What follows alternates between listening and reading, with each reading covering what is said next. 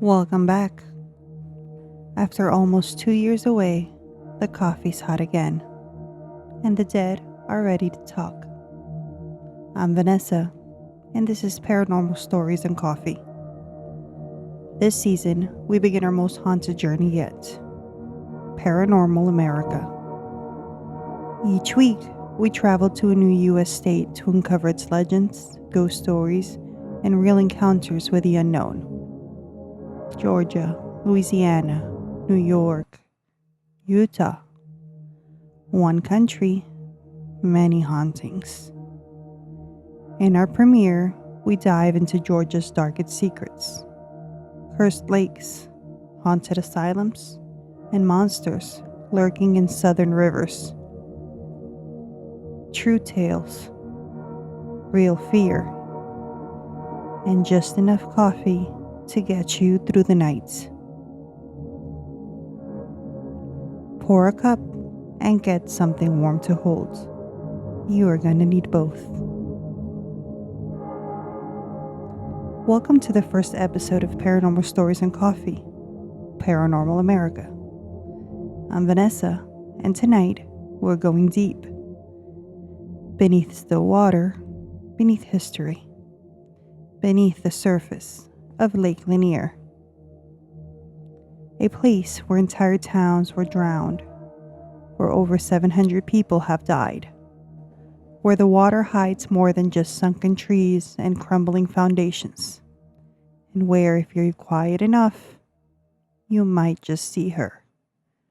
The woman in the blue dress, the Lady of the Lake.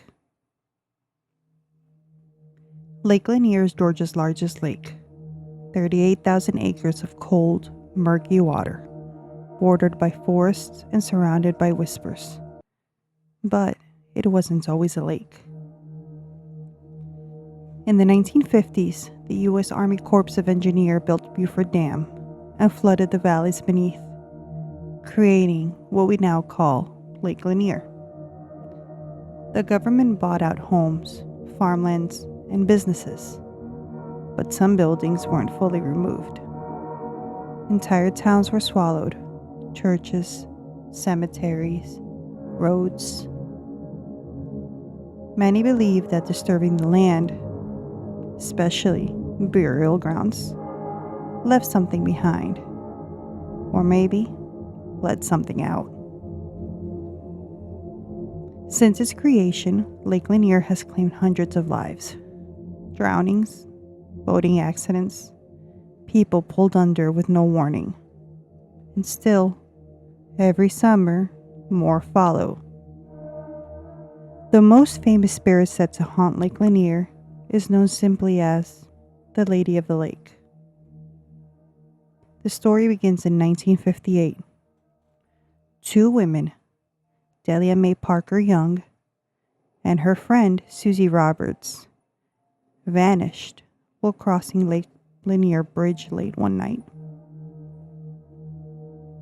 A year later, a fisherman spotted a body floating near the bridge. Her hands were missing. Her dress was blue. She couldn't be identified, not at first. Decades passed before it was confirmed that the body belonged to Delia. Susie's car was later found submerged in the lake, with her bones still inside. Since then, dozens have reported seeing a pale woman in a blue evening gown walking along the shoreline. Her face is bloated, waterlogged. She has no hands. Some see her standing on the bridge, staring down into the black water. Others see her underwater. It was late August. A group of friends were out on a pontoon anchored just off the west bank. The water was calm. The air was heavy. One of them, Marcus, dove in. He was a strong swimmer. He'd been in this lake his whole life.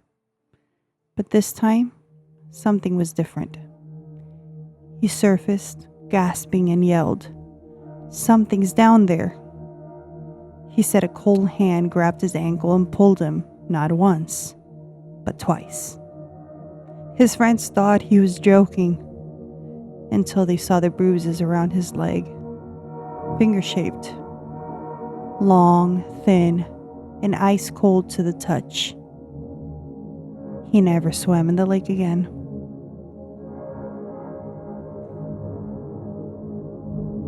In 2017, a man named Elijah was kayaking at sunrise. It was still misty, the kind of morning where the world feels half asleep. As he passed near one of the coves, he saw something beneath the surface. A boat. But it wasn't wrecked. It looked perfectly intact. He tried to get closer. That's when the water turned still. Too still. His kayak stopped moving, like something was holding it in its place. He heard it then. A whisper, close to his ear. But he was alone. He turned to paddle away and saw her face. Pale, bloated, floating just inches beneath the surface. Her eyes open, staring right into his. He paddled away so fast he capsized. He swears something brushed against his arm as he scrambled to shore. He never returned to the lake, but he dreams of her every single night. They say water holds memory. At Lake Lanier, it also holds secrets. Bones still rest at the bottom. Entire towns lie forgotten beneath the waves. And if you go there at night, you might just see a woman in a blue dress standing alone by the bridge, waiting, watching, and maybe calling someone else down to join her.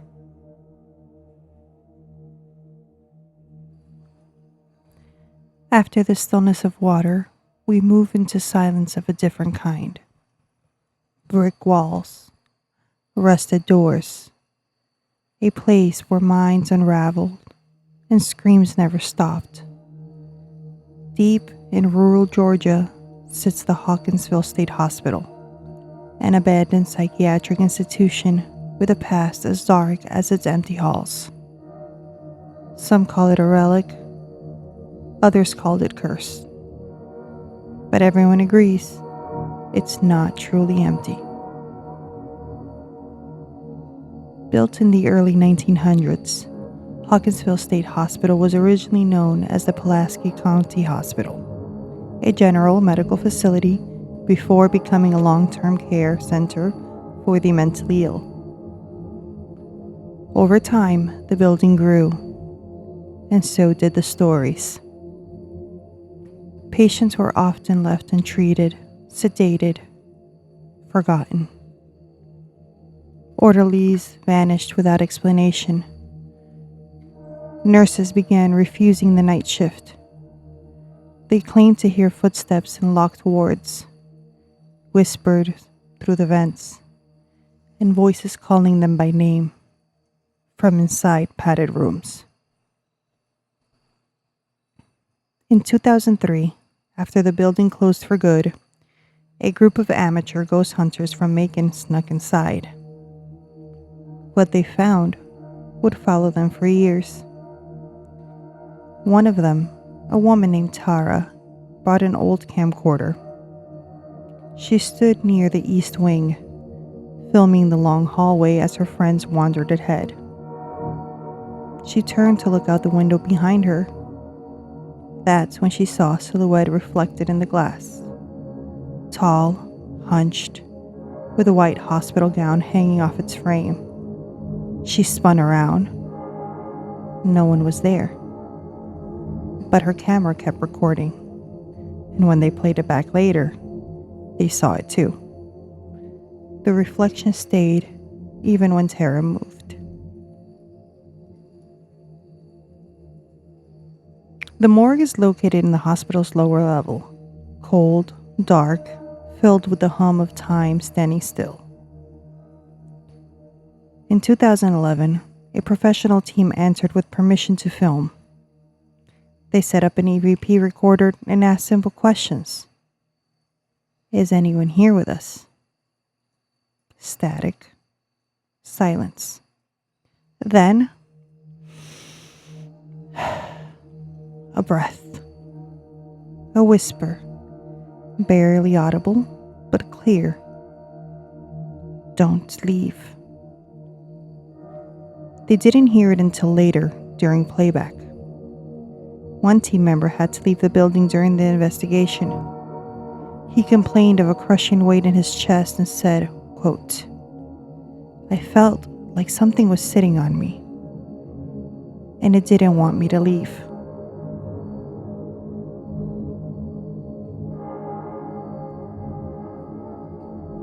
One of the most disturbing stories come from a former nurse's aide named Julia, who worked at the hospital in the late 1980s. She says there was a patient named Agnes, an elderly woman who never spoke. She just sat in her chair by the window in Ward B, rocking. One night, Julia walked by the ward and saw Agnes, even though she died 3 days earlier. Same chair, same rocking motion, but this time her eyes were wide open. Julia quit the next morning. They say institutions like Hawkinsville hold more than old charts and faded photos. They hold energy, memories, suffering, and sometimes spirits who don't know they've left, or worse, spirits who refuse to leave at all.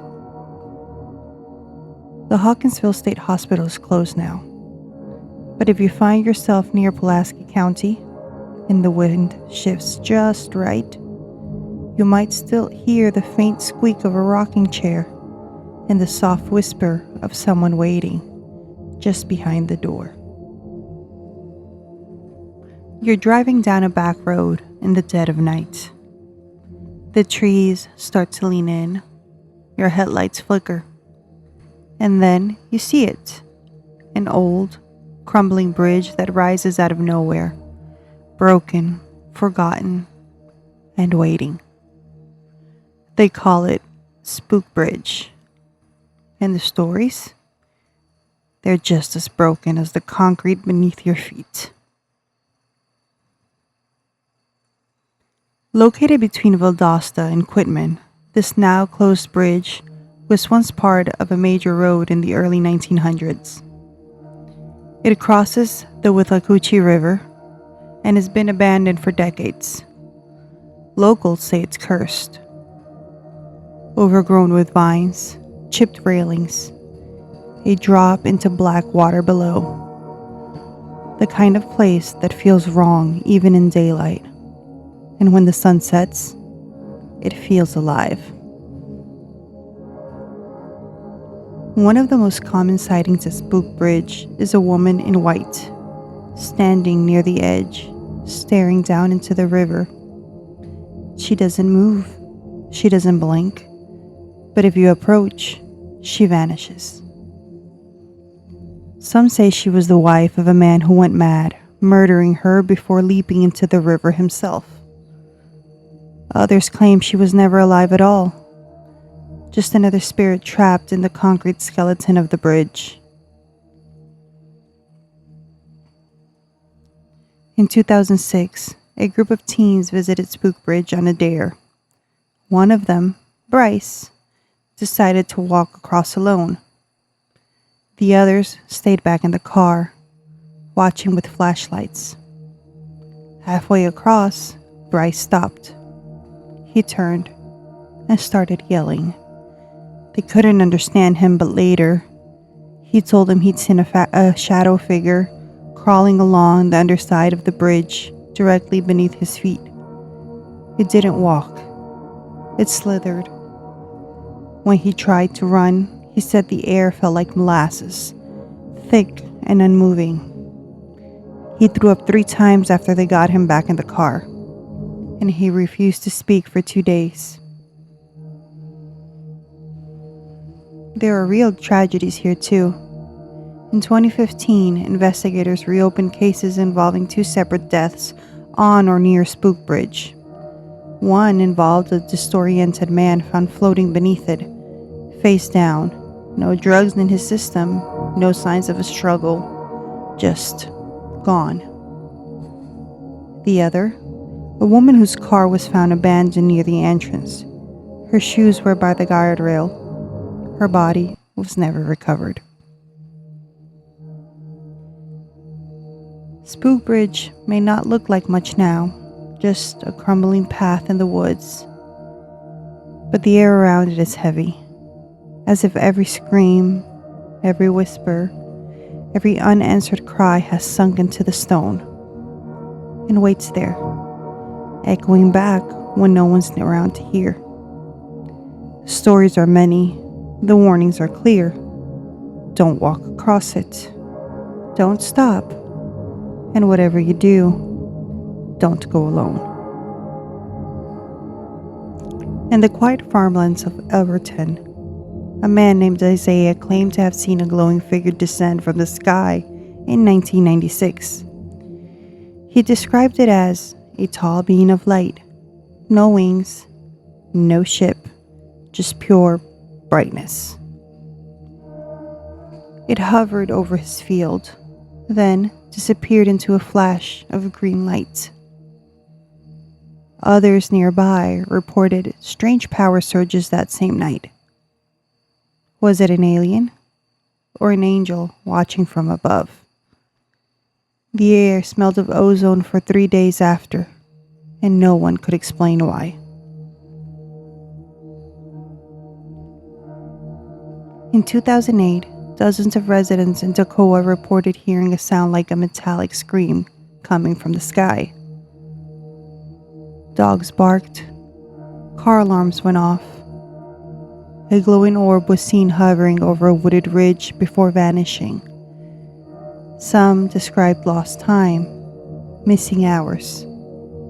One man, a teacher, claimed he woke up 6 miles away from home, with no memory of walking there.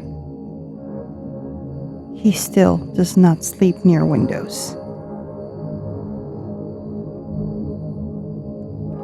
A young woman was driving down Route 27 late one night in 2002 when her tire blew and she skidded toward a ravine.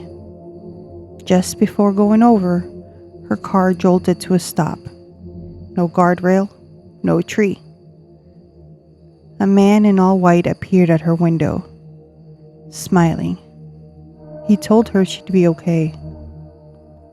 When police arrived, there was no sign of the man, but one officer said her car looked like something had pushed it from behind. No marks, just impact.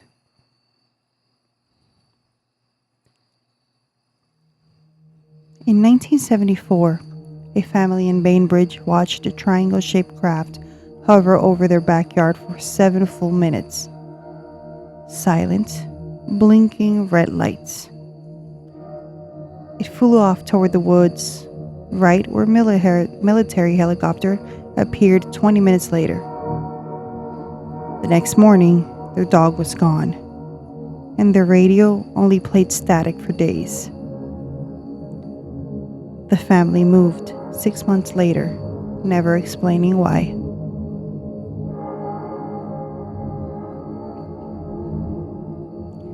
A mother staying in an old Savannah inn woke to find her 4-year-old daughter standing at the bottom of the stairs. When asked why, the girl said, "He told me not to go up yet." Confused, the mother walked upstairs first. She tripped on a broken stairboard that she had not noticed before. A fall like that, she later said, would have broken her daughter's neck. The little girl never described him, only that he had wings, but not like birds. The world is stranger than we know, and sometimes it watches over us. Whether it's light or shadow, spirit, or something not of this world, It reminds us that the veil is never quite closed. But as chilling as Lake Lanier, as haunted as Hawkinsville, and as cursed as Spook Bridge may be, nothing in Georgia's haunted history is quite as violent or as feared as what happened in one quiet town in the 1800s. In our final story tonight, a family is terrorized, a home becomes a battleground, and a town becomes a legend. The Surrency Poltergeist is next. Some houses whisper, some houses watch. But in one small town in Georgia, one house fought back. This is the story of a family at war with their own home, a haunting so intense, so violent, that it made national headlines in the 1800s. This is the story of the Surrency Poltergeist. The year was 1872. The town, Surrency, Georgia, named after the family that helped build it. And it is in the home of Alan Surrency, the town's founder, that something inexplicable began. It started with sounds. Footsteps in the attic, knocks on the wall, doors opening and slamming shut on their own. But that was just the beginning. The Surrency house didn't just make noise, it lashed out. Objects flew across rooms, sometimes in front of witnesses. Books, vases, candlesticks. Plates launched from cupboards, mirrors shattered without cause. Alan's wife once watched a heavy clock rise off the wall and hover for several seconds before smashing into the floor. A family friend claimed he was lifted off the ground by an invisible force and thrown against the wall. Even visitors began to fear the house.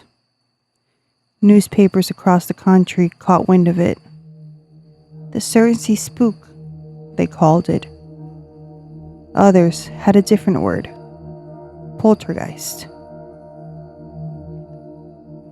One night, the Surrency children were brushing their hair in front of a hallway mirror when they saw something move behind them. But when they turned around, nothing was there. Then, the mirror began to drip. Red droplets. Thick. What they swore looked like blood. When Alan arrived to inspect it, the mirror was dry. The children were hysterical. And the next morning, the mirror was cracked from top to bottom, as if something had hit it from the inside. The Surrency family tried everything. They moved rooms. They invited ministers. Some believed it was caused by Alan's belief in the supernatural. Others thought it was tied to the land, perhaps an old curse or a disturbed grave. Eventually, the Surrency family moved out entirely. And when they did, the activity stopped. For them. The house stood for years after the family left, rotting slowly in the Georgia sun. Tourists came. Some tried to stay the night. No one stayed long. The house was eventually demolished, but to this day, residents of Surrency still talk about it. Strange lights in the woods, screams at night, and shadowy figures near where the house once stood, as if the land itself remembers and waits. Lake Lanier's drowning is dead. Hawkinsville's haunted halls, Spook Bridge, Cursed Path, and the Surrency home, where something invisible made itself known. Georgia ghosts are not shy. They want to be remembered. And now, you will.